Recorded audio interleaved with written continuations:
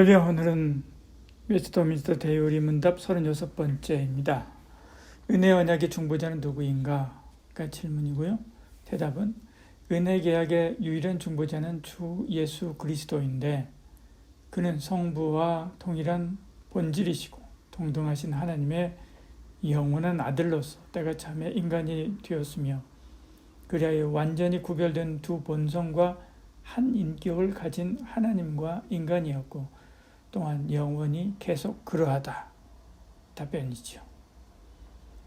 은혜 언약의 중보자는 누구인가? 답은 분명하죠. 예수님입니다. 대요리문답도 유일한 중보자다 그렇게 말씀하죠. 디모데전서 2장 5절도 말씀합니다. 하나님은 한 분이시니 또 하나님과 사람 사이의 중보자도 한 분이시니 그 사람이신 그리스도 예수라 이렇게 말씀하죠. 성경은 분명히 예수님 외에는 중보자가 없다고 말씀합니다. 근데 천주교에서는 마리아도 할 수 있고 다른 성인들도 중보자가 된다라고 말하죠. 그래서 그들의 이름으로 기도하는 것입니다. 어떤 이는 교주가 중보자라고 자처하기도 하죠. 성경은 분명히 유일한 중보자, 바로 예수님을 이야기하고 있는 것을 보죠. 그러니까 천하인간이 구원을 받을 만한 다른 이름도 예수님밖에 없는 거죠. 사도행전 4장 12절에 말씀하지 않습니까? 천하인간의 구원을 받을 만한 다른 이름을 우리에게 주신 일이 없다. 오직 예수님만이 우리 유일한 구원의 길이십니다. 그럼 예수님은 누구신가? 답변은 이렇게 이야기합니다. 그는 성부와 동일한 본질이시고 동등하신 하나님의 영원한 아들로서 이렇게 이야기하죠. 성부와 동일한 본질이시고 동등한 영원한 아들이다 라고 말씀하죠. 이처럼 예수님은 참 하나님이시죠. 2장 9절에 골로새서 2장 9절에 그 안에는 신성의 모든 충만이 육체로 거하시고 이렇게 말씀합니다. 우리는 삼신론을 믿지 않습니다. 삼위일체 하나님을 믿죠. 예수님은 성부 하나님과 권위와 능력과 영광에서 동등한 성자 하나님이시죠. 지상에 계실 때 스스로 낮아지셔서 종의 형체를 가져서 성부 하나님께 순종했습니다. 그렇다고 해서 성부 하나님보다 못하신 분이 아니라는 거죠. 참 하나님이시고 참 능력의 주님이십니다. 어떤 사람은 사람 속에 신성이 있어서 도를 닦거나 거룩한 삶을 살면 신처럼 될 수 있다라고 말하지요. 요즘에 그런 사람들 많이 있습니다. 뉴에이지나 이런 쪽도 마찬가지로 그런 주장들을 하지요.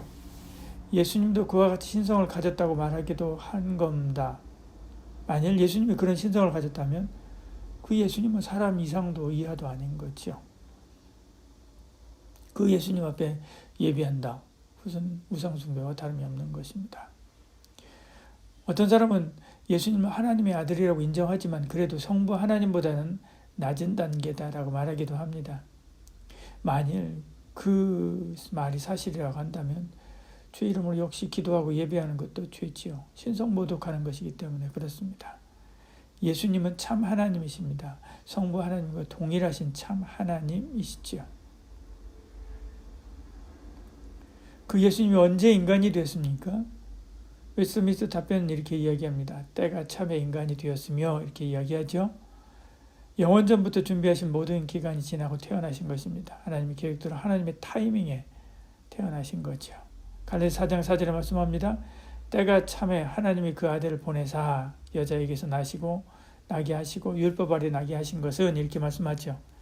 때가 참에라고 하는 말은요. 시간의 충만을 말합니다.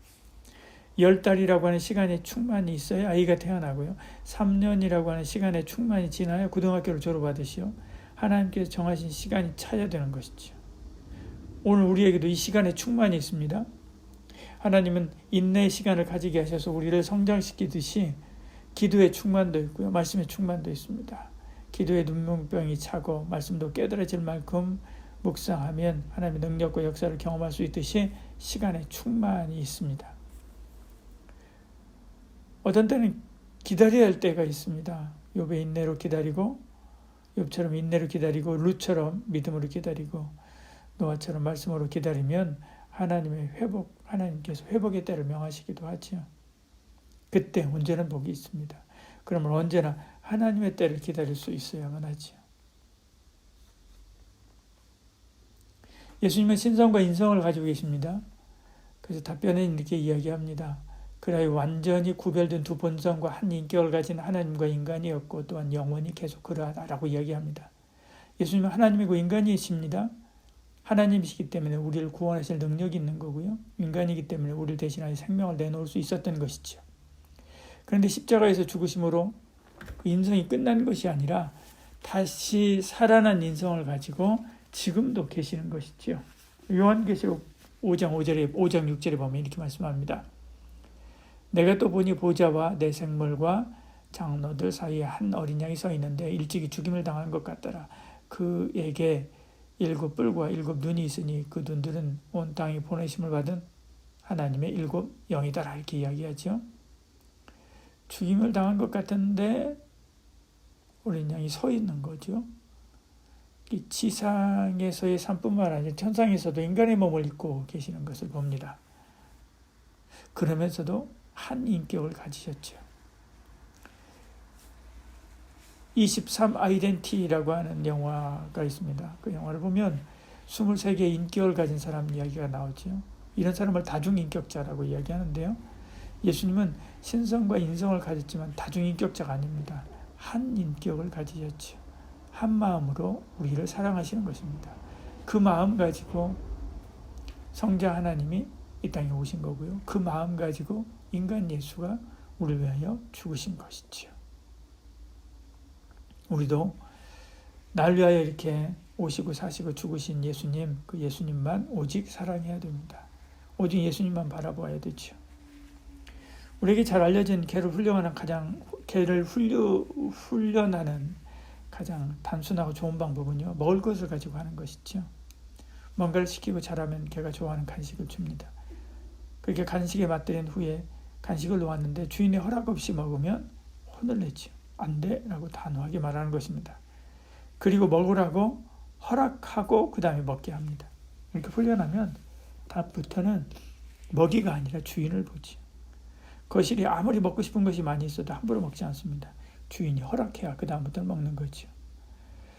이렇게 먹는 것을 훈련시키면요, 다른 모든 것도 다 하게 할 수 있습니다.